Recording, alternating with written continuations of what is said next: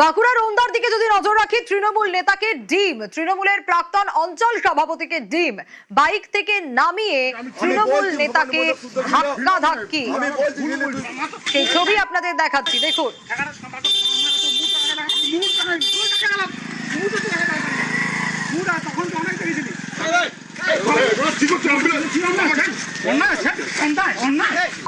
জীবনটা খেয়ে দিয়েছি আমার অনেক তো গাড়িতে নাম তাও বললাম ঘন্টাবাজে অনেক করেছো, ঘন্টাবাজে অনেক করেছো, ঘন্টাবাজে অনেক করেছো। আমি বলছি ভবানীর মধ্যে শুদ্ধ ছিল, আমি বলছি প্রিয়ব্রত রয়েছে আমার সঙ্গে। প্রিয়ব্রত, ঠিক কি ঘটেছে একটু জানতে চাইবে, ঘটনার সূত্রপাত কোন জায়গা থেকে? দেখো, এই অনার যে দাপুটে নেতা তৃণমূল কংগ্রেসের জনার্দন সরকার, এবং তিনি কিন্তু অঞ্চল সভাপতিও, তিনি যে সময় অঞ্চল সভাপতি ছিলেন সেই সময় বেশ কিছু দুর্নীতি কাজের সঙ্গে যুক্ত, এমনটাই দাবি করে কিন্তু স্থানীয় মানুষজন তাকে ঘিরে ধরে অনার যে কুমারডাঙ্গা এলাকা স্টেশন চত্বরের পাশেই, এবং সেখানে কিন্তু প্রথমে বাইক থেকে নামতে বলা হয়, হেলমেট ছুড়ে ফেলা হয় এবং তারপরে কিন্তু শারীরিকভাবে তাকে হ্যাকেল করা হয় এবং পরবর্তীকালে ডিম থেরাপি যেটা রাজ্য জুড়ে চলছে সেই ডিম থেরাপি দেওয়া হয়েছে। যেটা স্থানীয় মানুষজন দাবি করছে যে এই যে নেতা যখন ক্ষমতায় ছিল তৃণমূল কংগ্রেস, তখন কিন্তু বারে বারে তার কাছে যাওয়া হয়েছে, সেটি কিন্তু ধারবারে মানুষকে কিন্তু বিদ্রুপ করেছে, তাকে আসতে বলা হয়েছে, বারণ করা হয়েছে, এবং যে অঞ্চল সভাপতি ছিলেন সেই সময় তিনি প্রভাব খাটিয়েছেন এবং সেই কারণেই এই ধরনের ব্যবহার করা হয়েছে তার সঙ্গে, এমন দাবি করা হয়েছে। অন্যদিকে তৃণমূল কংগ্রেস দাবি করছে এর সঙ্গে পুরোপুরিভাবে যুক্ত বিজেপি, কিন্তু বিজেপি এই ঘটনার সঙ্গে কোনোভাবেই যুক্ত নেই এবং বিজেপির নেতৃত্ব এই ঘটনার সঙ্গে যুক্ত নেই, এমন দাবি করা হয়েছে বিজেপির পক্ষ থেকে।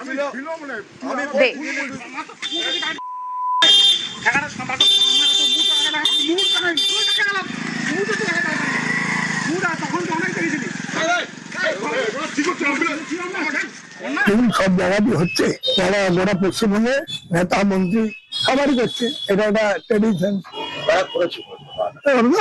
সব বিজেপি করে। কোথাও গেছিল মেয়েকে নিয়ে, তারপরে ফিরে আসছিল মেয়েকে স্কুল থেকে দিয়ে, তখন ওকে আটক করে রাস্তায় এবং বিভিন্ন প্রশ্ন করে, প্রশ্নের উত্তর না দিতে পারে ওর উপরে চড়া হয়। যে টিম থেরাপি চলছে, কিন্তু ওনাতে যে ঘটনাটা ঘটেছে এটা আমাদের বিজেপির কোনো জড়িত নেই, বিজেপির কোনো কার্যকর্তা এর সাথে জড়িত নেই। এটা মূলত জনরোষের ফলে হয়েছে। এই 15 বছরে তৃণমূলের যে শাসক দল যে করাপশন করে বেড়েছে, লোকের কাছ থেকে জোরপূর্বক টাকা তুলেছে, আম পাবলিক তৃণমূলের নেতাদের উপর ক্ষুব্ধ হয়ে ডিম ছুড়েছে বা ডিম থেরাপি দিয়েছে। মহিলাদের ধর্মান্তরণ রুখতে ময়দানে বিশ্ব হিন্দু পরিষদ। আগামী মাস থেকে পশ্চিমবঙ্গের জেলায় জেলায় শুরু প্রচার, নাম মহাজাগরণ কর্মসূচি।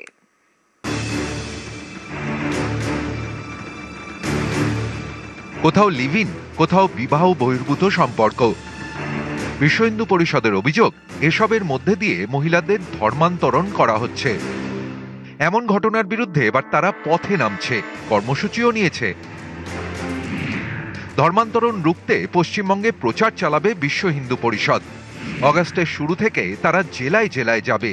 কর্মসূচির নাম মহাজাগরণ। প্রচারে তারা জোর দেবে পশ্চিমবঙ্গের সীমান্তের জেলাগুলিতে। खासकर उन सब जगहों पर जिसमें कि बॉर्डर डिस्ट्रिक्ट्स भी हैं, वहां तक भी लेके जाएंगे, डीप इनसाइड जाके पेनिट्रेट करते हुए उन सब परिवारों को भी समझाएंगे और समाज को भी समझाएंगे और हिंदू द्रोही तत्वों को भी हम बताएंगे कि भाई ये चीजें ठीक नहीं है, न समाज के हित में है, न आपके हित में है। इसके लिए विश्व हिंदू परिषद और गहराई के साथ काम करेगा। 19 এবং 20 জুলাই দিল্লিতে বৈঠকে বসে বিশ্ব হিন্দু পরিষদ। তাদের কেন্দ্রীয় পরিচালন সমিতির বৈঠকে বেশ কয়েকটি প্রস্তাব গৃহীত হয়। সেগুলি হল, ভারতীয় সমাজের মূল শক্তি হিসাবে পরিবার ব্যবস্থাকে সুরক্ষিত ও শক্তিশালী করতে হবে। বিভিন্ন চ্যালেঞ্জ মোকাবিলায় সমাজ ও সরকারের পক্ষ থেকে গুরুত্বের সঙ্গে পদক্ষেপ প্রয়োজন। পারিবারিক শিক্ষা ও মূল্যবোধ রক্ষায় দেশ জুড়ে সচেতনতা অভিযান চালানোর সিদ্ধান্ত। প্রস্তাবে আরও বলা হয়েছে, বিবাহ বহির্ভূত সম্পর্ক, লিভ ইন প্রথাগত পরিবার ব্যবস্থায় নেতিবাচক প্রভাব ফেলছে। Extra marital relations, live in relationship को जो लीगल जमा पहनाना, समलैंगिकता को मान्यता देना, ये इन सब चीजों को एक कठोर कानून बना करके रोकना चाहिए, क्योंकि परिवार इस समाज की धुरी है। अगर परिवार टूट जाएगा तो आखिरकार समाज कहाँ जाएगा। इस बात को लेकर के विश्व हिंदू परिषद की केंद्रीय प्रबंधक समिति ने सरकारों से भी अपील की गई एक कानून लाया जाए। हम भी जो है वो इसके लिए व्यापक जनजागरण अभियान चलाएंगे। প্রীতিশ বন্দ্যোপাধ্যায়, নিউজ 18 বাংলা।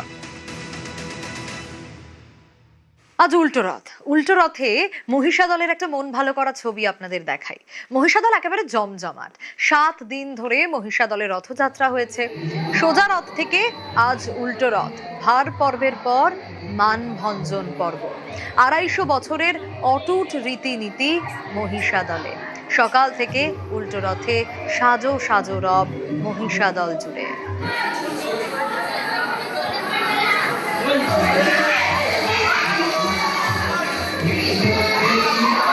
ভক্তদের ভিড়, 250 বছরের অটুট রীতিনীতি মহিষা দলে।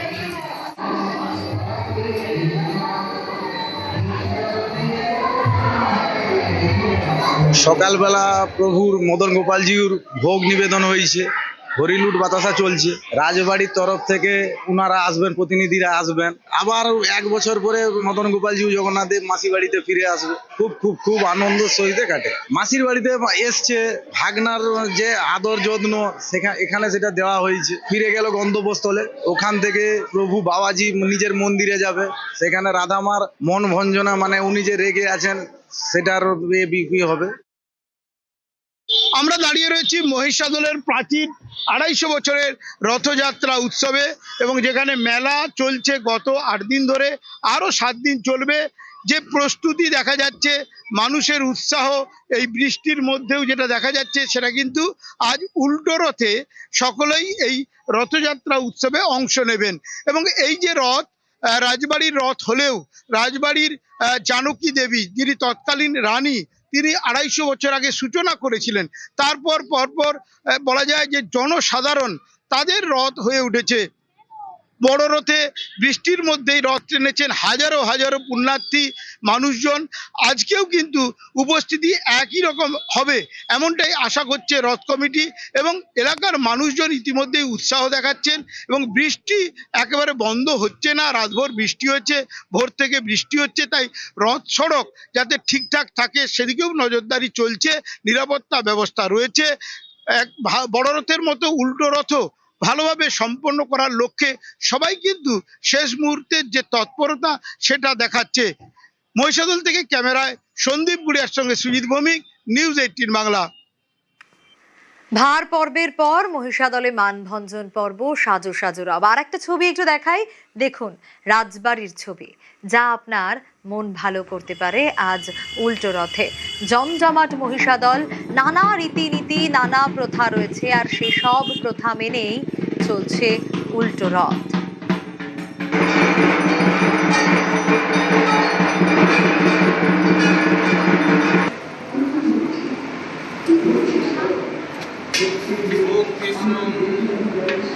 এটা মানভঞ্জনের ব্যাপার। যেহেতু কৃষ্ণ রাধাকে এবং জগন্নাথ দাদা এবং বোনকে আনছেন না, সেই জন্য তাদের রাগ প্রকাশ করা হয় ওইভাবে ছাল পাঠিয়ে।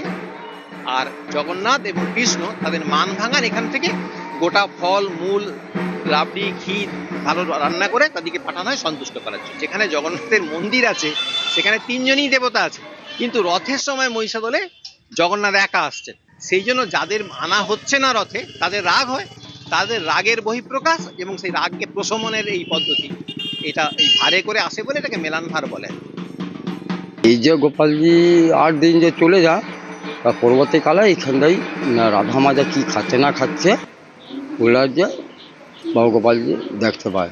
মিষ্টি, দই, আম, কাঁঠাল, আনারস, বৈতাল, আলু, পটল, যেমন ঝুড়ি যেমন ছাড়ানো হয়, নতুন বিয়ে দিলে যেমন সাজ দিতে হয় সেরকমভাবেই দেওয়া হয়। ওই অভিমান যে কতদিন যে রাধা মা আছে, অভিমানের জন্য এইসব ঝুড়ি ছাড়া তোরাই দেওয়া হয় মাসি বাড়ি থেকে।